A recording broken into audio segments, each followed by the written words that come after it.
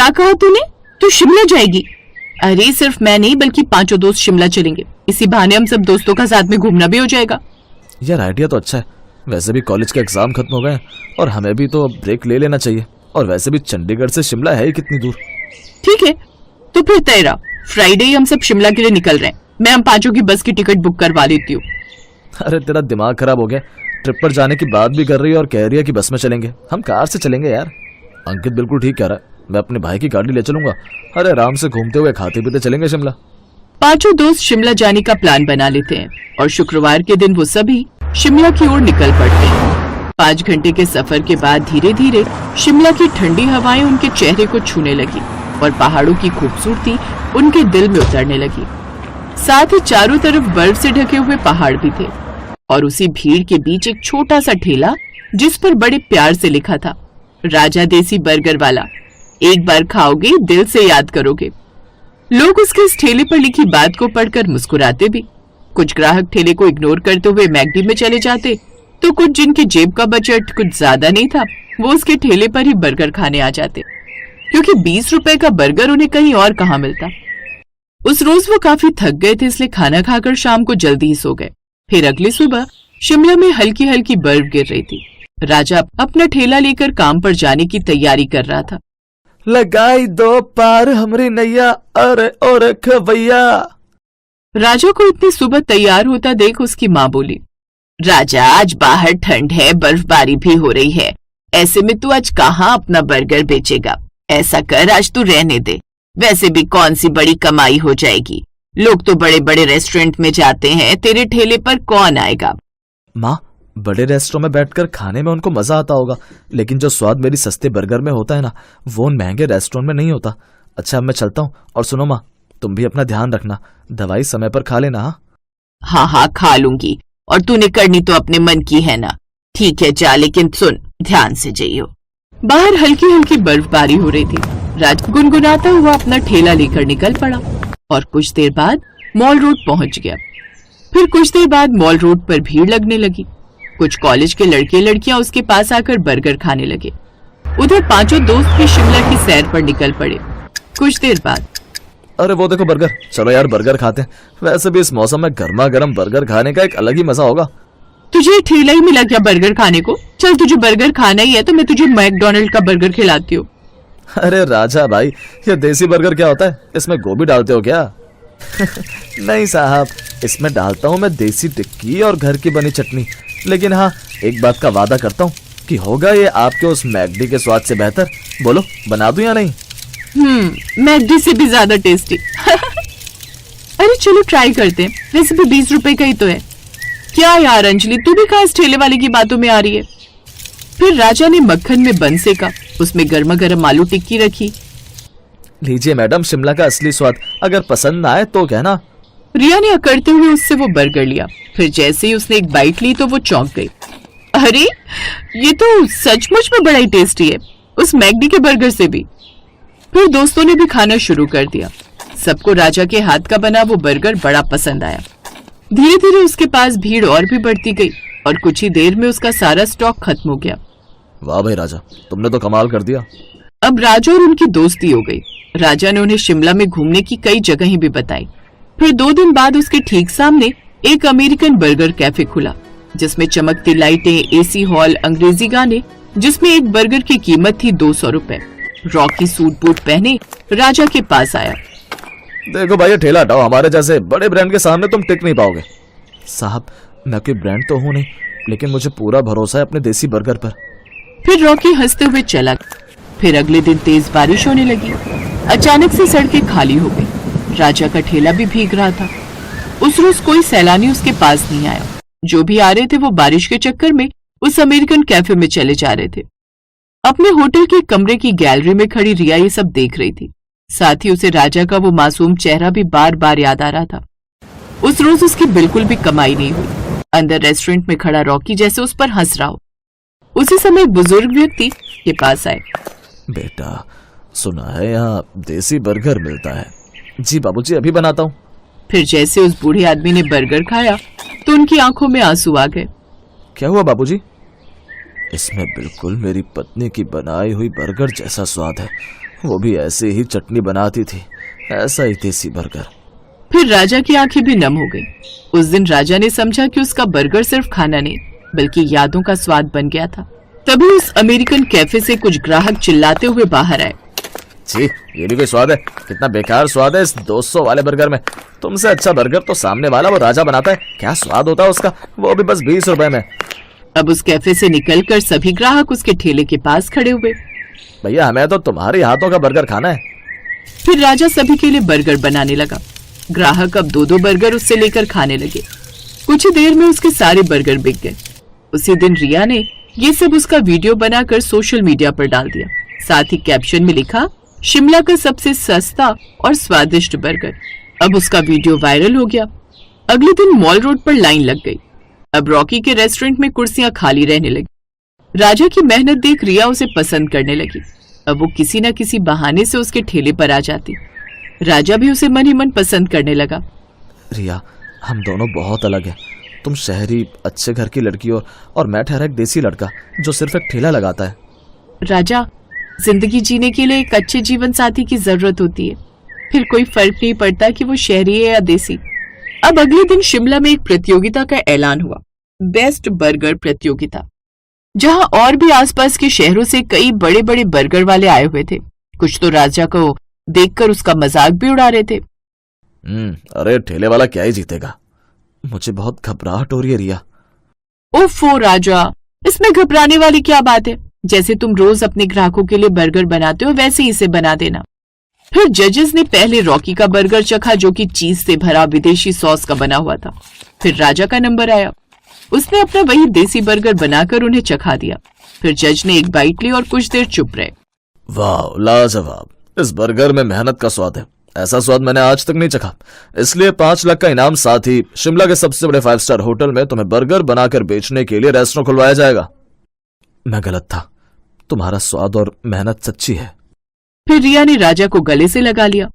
सपनों को सच करने के लिए बड़े बड़े पैसे नहीं, बड़ा हौसला चाहिए, क्योंकि नाम से नहीं बल्कि काम से पहचान बनती है।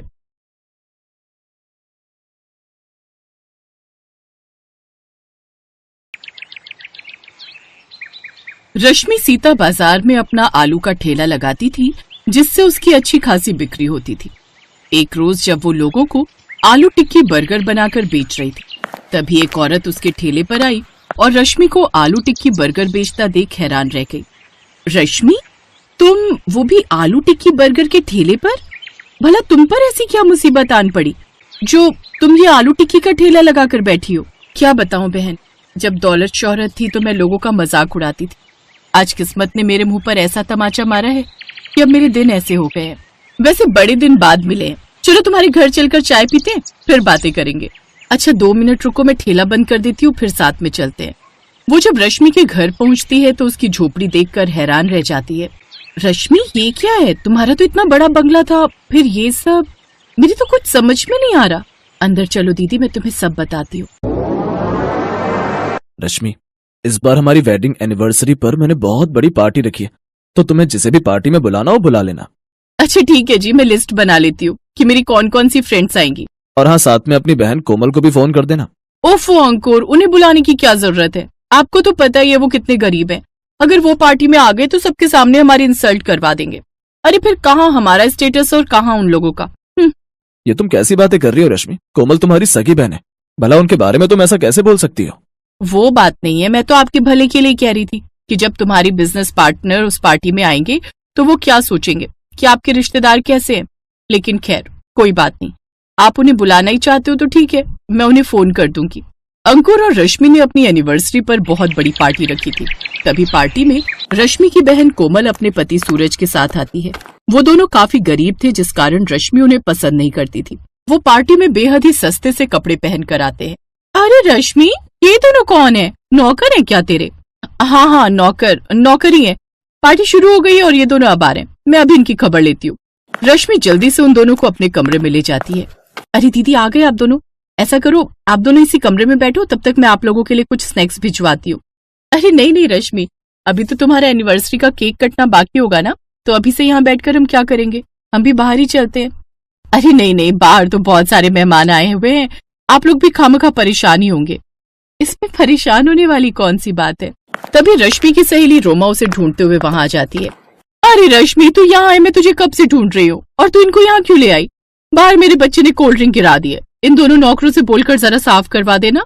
जी देखिए, आपको कोई गलतफहमी हुई है, हम इनके नौकर नहीं बल्कि रिश्तेदार हैं। मैं इनकी बहन हूँ और रश्मि मेरी दीदी है। क्या बहन हो? तो फिर रश्मि, तुम ऐसा क्यों कह रही थी कि तुम यहाँ काम करने आए हो? उस समय तो जैसे तैसे रश्मि बात को संभाल लेती है। अरे नहीं रोमा, तुम्हें शायद कोई धोखा हुआ होगा। वो तो मैं शीला और बिरजू, मेरे नौकरों के बारे में बात कर रही थी। अच्छा चलो अब केक काट लेते हैं, कहीं देर ना हो जाए। फिर रोमा रश्मि से पार्टी में पूछती है, वैसे एक बात बता, तूने उस वक्त झूठ क्यों कहा? मुझे बताया क्यों नहीं कि वो तेरे बहन और जीजा है? मैं जानती हूँ रोमा, अगर मैं तुम्हें सच बता देती तो तुम मेरा मजाक उड़ाती कि ये गरीब मेरे रिश्तेदार है, इसलिए ये बात मैंने तुमसे छुपाई थी। ठीक भी है। वैसे इन गरीबों को तुम्हें पार्टी में इनवाइट नहीं करना चाहिए था, और अगर सबको पता चल गया कि ये तुम्हारी बहन और जीजा जी हैं तो तुम्हारी सच में बहुत इंसल्ट होगी। सच कहूँ, इनसे अच्छे कपड़े तो तुम्हारे घर के नौकर पहनते हैं। क्या करूँ यार, मैं तो खुद इनको नहीं बुलाना चाहती थी, वो तो अंकुर की वजह से मुझे इनको बुलाना पड़ा। उन दोनों की ये सारी बातें कोमल सुन लेती है और वो सब सुनकर कोमल को बड़ी ठेस पहुंचती है। वो जल्दी से अपने पति के पास जाती है और कहती है, चलिए जी अब घर चलते हैं। लेकिन अभी हम कुछ देर पहले तो आए थे, फिर तुम्हें अभी क्यों जाना है? बस आप चलिए, मेरा अब यहाँ रुकने का मन नहीं है। किसी ने तुमसे कुछ कहा क्या कोमल? कुछ नहीं जी, बस यूं समझ लीजिए जब लोगों के पास पैसा आ जाता है ना तो उनका दिमाग चढ़ जाता है। अमीर लोगों के यहाँ गरीबों की कोई इज्जत नहीं होती। ओह तो ये बात है, ठीक है कोमल, चलो चलते हैं। वो दोनों बीच पार्टी से चले जाते हैं, लेकिन रश्मि को इन सब से कोई फर्क नहीं पड़ता। वो तो बस अपनी अमीर सहेलियों के साथ पार्टी एंजॉय करती है। ऐसे कुछ दिन बीतते हैं। अब धीरे धीरे अंकुर को बिजनेस में घाटा होने लगता है। अपनी कंपनी को फिर से उठाने के लिए वो कई बैंकों से लोन ले लेता है, लेकिन उन सब के बावजूद भी वो अपनी कंपनी बचा नहीं पाता। पता नहीं कोमल क्या हो रहा है, कई महीनों से मुझे कोई नया टेंडर नहीं मिल रहा, ऊपर से बिजनेस में भी खूब घाटा हो रहा है, ऊपर से मेरे ऊपर इतना सारा लोन है कि उसे चुकाने के लिए मुझे अपनी कंपनी और ये घर बेचना पड़ेगा। कंपनी को बेचकर भी मेरा लोन पूरा नहीं हो पा रहा, इसीलिए कोर्ट ने इस घर को बेचकर लोन पूरा करने का फैसला किया है। हम बर्बाद हो गए रश्मि, हम सच में बर्बाद हो गए। मैंने बहुत सारे गरीबों का हक मारा है, शायद इसीलिए मेरे साथ ऐसा हुआ है। पिताजी सही कहते थे, जब भी कोई काम करना पूरी ईमानदारी के साथ करना। अगर मैंने उनकी बात मानी होती तो आज मेरे साथ ऐसा कुछ नहीं होता। अंकुर अपनी एक्सपोर्ट कंपनी को बचाने की बहुत कोशिश करता है, लेकिन उसका घर भी नीलाम हो जाता है। अब उनके पास रहने के लिए कोई भी जगह नहीं होती। अब हमारे पास रहने का बिल्कुल भी ठिकाना नहीं है, लगता है पास के गांव में ही झोंपड़ी डालकर रहना पड़ेगा। हमारे बुरे वक्त में आपके सभी रिश्तेदारों और मेरी सभी सहेलियों ने भी मुंह मोड़ लिया। आज पता लग रहा है, इंसान जितना अमीर होता है वो दिल से उतना ही गरीब होता है। मैंने अपनी बहन की गरीबी का बहुत मजाक उड़ाया था, शायद इसीलिए आज हमें ये दिन देखने पड़ रहे हैं। अब वो लोग गांव में एक झोपड़ी डालकर रहने लगते हैं।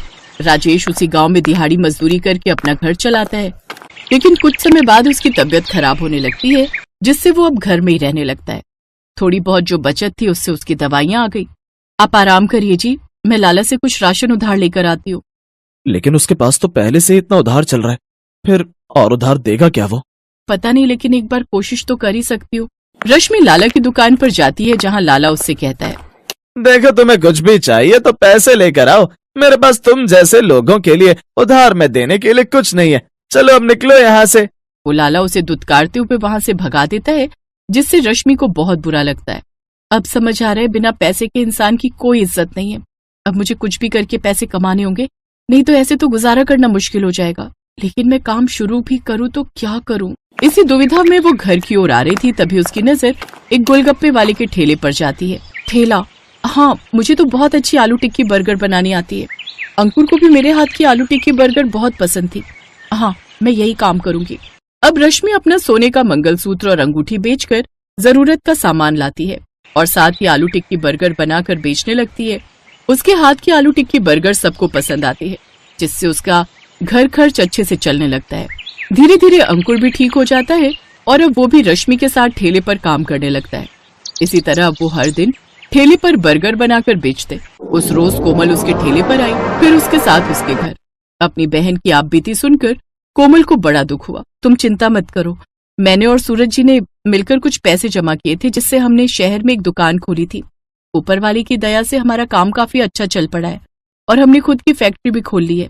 अब आप और जीजा जी हमारे साथ शहर ही चलिए और वहीं हमारे साथ रहिए और काम कीजिए। अब रश्मि को अपने किए पर बहुत शर्मिंदगी थी। अब वो रश्मि के साथ उसी के घर में खुशी खुशी रहने लगी।